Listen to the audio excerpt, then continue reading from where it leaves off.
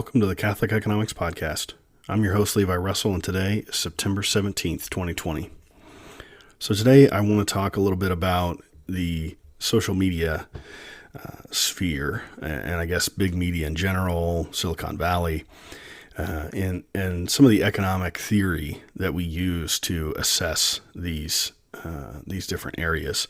So what I find interesting is that there is a lot of a defense of these large companies and their activities on the basis of certain economic theories. And what really got me going on this was a recent video featuring Josh Hawley, kind of putting a Google employee through the ringer based on their ability to influence the ad markets. And I hopefully familiar with the issue with the Federalist, this libertarian website that wasn't moderating their comments section, and Google pulled their ads because of things people were saying in the comments. They told the Federalists that basically they had to moderate their comments section or put it on a different page or something like that. Just do something weird so that they could run Google ads on their platform. And then, of course, this brings into question all kinds of things with Google because they operate on both sides of the market, and so there's lots of anti-competitive sort of things going on there.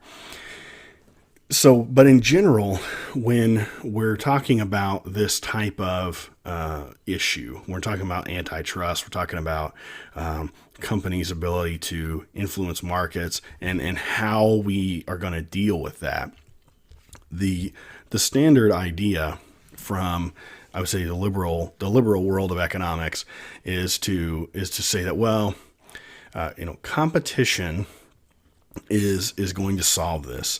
And so what we need are sort of pro-competitive legal interventions. And so in other words, a lack of intervention. In other words, different types of policies designed to merely encourage competition. And the reason for this is because the idea goes that if companies are profit maximizers, then what they're going to do is they're going to behave in a way that maximizes their profit, and that will that goal of theirs will result in a competitive marketplace. And so when you have relatively few firms giving you a certain product, or whenever you find relatively few firms controlling a market, or even just one firm, then the idea is that, this will be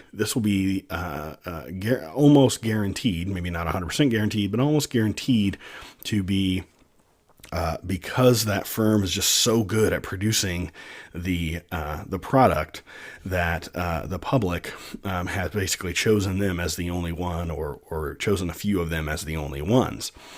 And so this rests on this idea of profit maximization. That's what the fundamental model is built on. And I think the problem with this is that even if we take that particular thing as true, right? So just assume the framework, assume that that profit maximization in a competitive market will lead to the appropriate number of firms, and those firms will be at the mercy of the customer.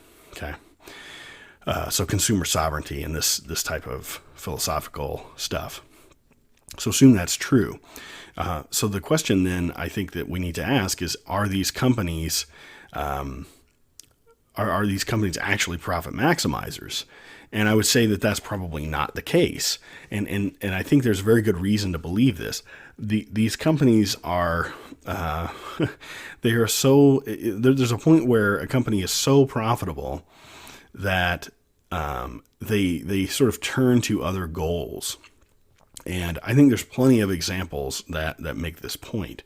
So these firms have, and again, probably through the lack of wisdom of the government. I'm gonna put up a video.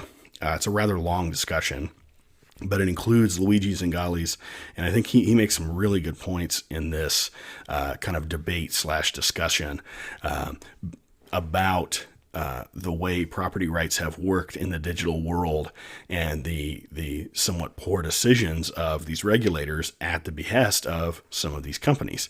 So obviously, in some cases, we do have issues with the government just sort of having bad policy and that exacerbating these issues. But I think even in the absence of that, and I think we have some issues here that are creating significant problems. So, for instance, and it's good to give an example here. So we have lately the social media is really concerned about, quote unquote, the integrity of elections. Okay.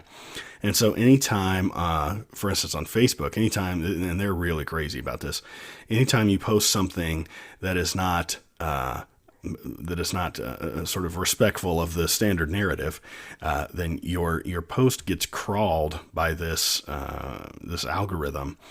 And they I guess manually to an extent, right? They create these fact checks. Okay, so Facebook has this list of fact checkers, and the fact checkers are going to make sure that the memes and the things you say on Facebook are not inaccurate, because of course we can't have inaccurate things being said on Facebook. We have to have accurate things being said on there. And this, of course, this is this comes about partly by the whole. Like Snopes treating the Babylon Bee as if it's, intending to be a legitimate news outlet and all this sort of thing. But what's interesting here is that Facebook will tell you, okay, your post is wrong. So we've added some kind of clarification. We've added a fact check. And in more extreme cases, they'll just flat out take it down, or they'll ban you, or they'll give you a timeout. They'll suspend your account for a certain period of time. And so sometimes it's a pretty significant thing. And this is what Zingales talks about in that debate, which I think you should watch. It's about an hour and a half long with all the Q&A, but it's really good. And totally worth it in my mind. So Facebook does this, right? So is this part of a profit maximization strategy that Facebook has? Of course not. Facebook wants to influence the discussion. They want to influence debate. And so even before this big push with all this fact checking stuff, they would go through and remove content and stuff like that that supposedly was not legitimate. And Mark Zuckerberg, the CEO of Facebook, came out recently and said that they're very concerned about elections, and we need to make sure that even if the initial vote count is wrong, we need to, even if the initial vote count is indicative one direction, we need to wait and make sure that they count everything. And it's like, I mean, are you operating on behalf of the Democratic Party? I mean, it's so ridiculous.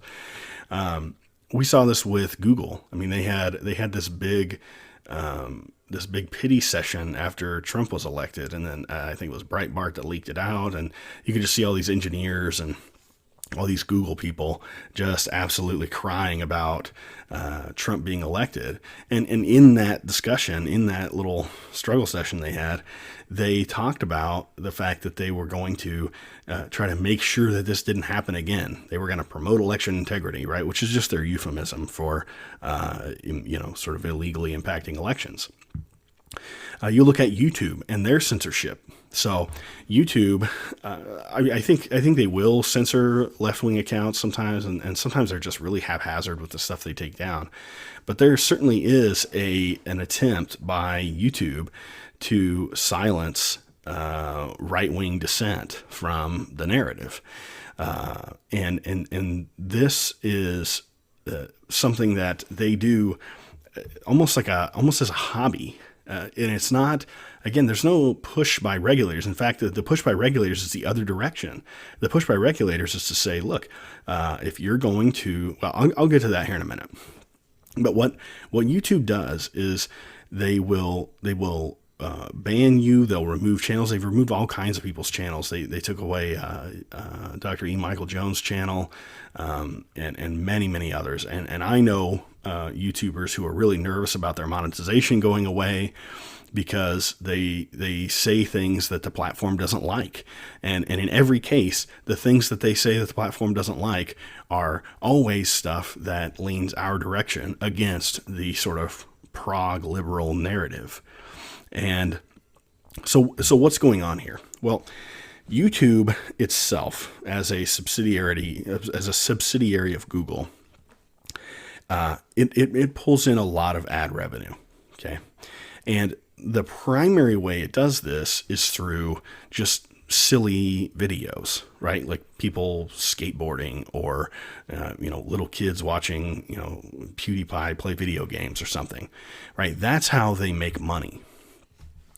And the news or the commentary sphere of YouTube, while it might seem large to a lot of us who are really interested in that stuff, it's relatively small, because compared to all this other just sort of like, neutral, non-political, just having fun type of content. And the issue with this is that what that allows them to do is essentially to take the profit from the silly, whatever videos, the fun stuff, and essentially cross-subsidize a different division of their business that allows them to censor and spend a lot of time and managerial energy and money on censoring the political side. So this is not profit maximization, right? Profit maximization would have them treating all of the content roughly the same. They wouldn't care what you said. They would put ads if you met the hurdles. And I think the hurdles are like, I don't know, you have to have like 1,000 subscribers and you have to have 4,000 hours of public watch content, right? So the point is they're just trying to make sure your channel is going to be productive enough for them to bother to put ads on it.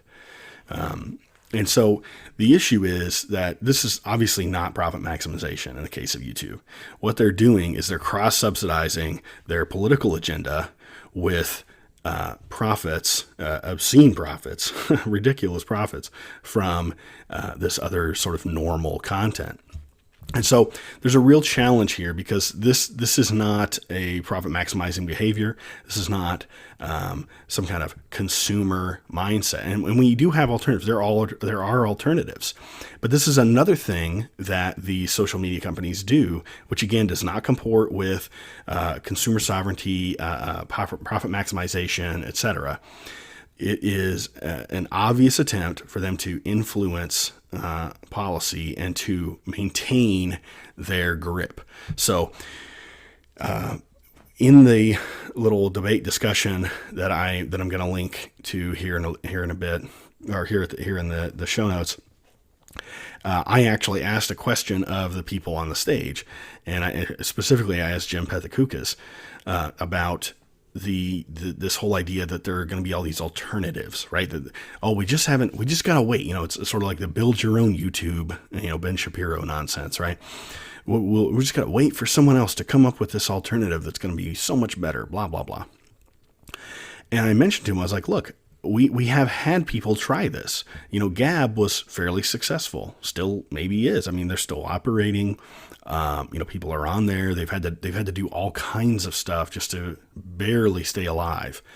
And what I told him was like, look, what happens is the media, and of course encouraged by these large businesses and amplified by YouTube and Twitter and all this stuff, just absolutely shriek, Nazi at everyone who dares to try to create an alternative platform, who isn't already bought in on this sort of, Silicon Valley consensus about political reality. And so you have alternatives like BitChute and Gab that will try to provide this alternative. But now, of course, what happens whenever they provide this alternative is the most censored voices come first, right, to those platforms. And that gives the media a lot of ammunition to tell normal people that they should be really scared of Gab and they should be really scared of these other companies and BitChute that attempt to make a go of providing an alternative. And of course, people like Shapiro, et cetera, all just parrot the talking points, right? Oh, it's just full of Nazis. Oh, they're all evil, blah, blah, blah.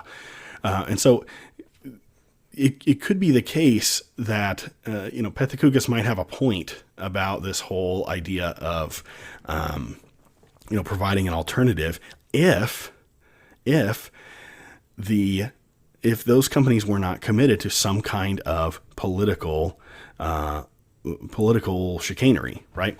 The reality is, because there is this political nonsense that YouTube and all these other ones are committed to, they will never let organizations like Gab and BitChute go without a massive amount of opposition. And so again, this is not competitive. This is not a competitive environment, right? This is a political goal that they're using politics to and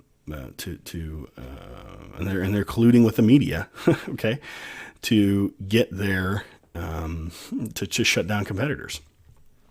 So it's pretty obvious. And so I'm going to talk about Section 230 here in just a second. But first, I want to talk about today's sponsor. So one of the main themes of this show is supporting Catholic businesses. And thanks to cabinrugs.com, you can do that while making your living room a more comfy place to be. Cabin rugs are manufactured right here in the U.S., which means they're helping to create jobs here at home, and they're producing a high-quality product. Cabin Rugs is home to the largest collection of cabin, Native American, and Mesa-Inspired rugs online. They have rugs, runners, and even large area rugs. Join me in supporting this fantastic Catholic business. Log on to cabinrugs.com to browse their collection today. So I think one of the things that would solve some of this is this whole idea of of rescinding Section 230. And there's basically Section 230 allows these companies, these social media companies, to have the best of both worlds. They have all of the rights of a platform, but none of the responsibility, They have all of the rights of a publisher, but they only have the responsibilities of a platform. There we go.